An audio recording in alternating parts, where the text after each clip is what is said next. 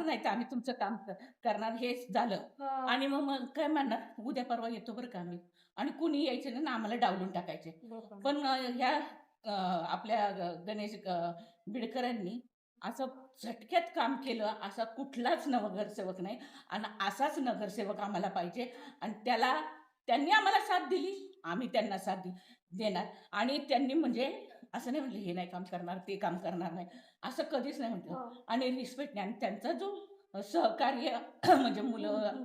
कोण कार्यकर्ते. कार्यकर्ते हां. आहेत ना, ते पण अतिशय आदबीने बोलतात. हां, हे बरोबर. पण महत्वाचं नाही. महिलांचा आदर करतात म्हणजे. नाही तर एखादा म्हटलं असतं, "हो सांगा पटकन तो वेळ नाही आम्हाला, काही नाही, आम्हाला दुसरं काम आहे तुमच्या एकट्यात." असे बोलणारे पण आहेत आणि हां. बोललेले पण आहेत ते. खरंय, खरंय. पण असं ह्यांच्या बाबतीत कधीच घडलं नाही. हां. सगळे आदबीने येतात, आदबीने विचारतात.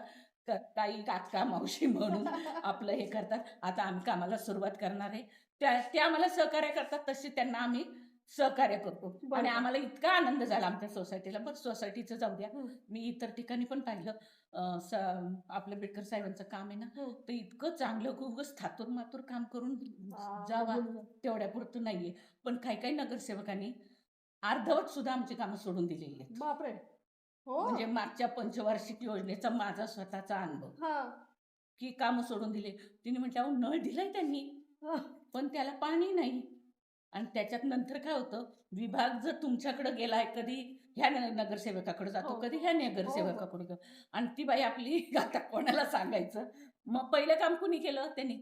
मग त्यांच्याकडे जा. अहो त्यांच्याकडे जा, पण आता तुम्ही आहेत ना. हां. ते आम्हाला नाही आता होणार. तुम्ही खरंय, त्यांच्याकडे खरंय. गेले होते ना, मग त्यांच्याकडे. ही भाषा असते त्यांची बोलायची.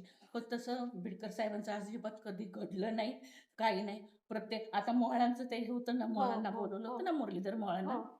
तर बाई म्हटलं, माझं एक काम होतं. म्हटलं असं-असं आहे. हं. पण आता त्या कामाला स्थगिती आली होती, कारण आचारसंहितेमुळे. हो, हो. त्यांनी स्पष्ट सांगितलं आणि स्पष्ट वक्त्याचा मी खूप आदर करते.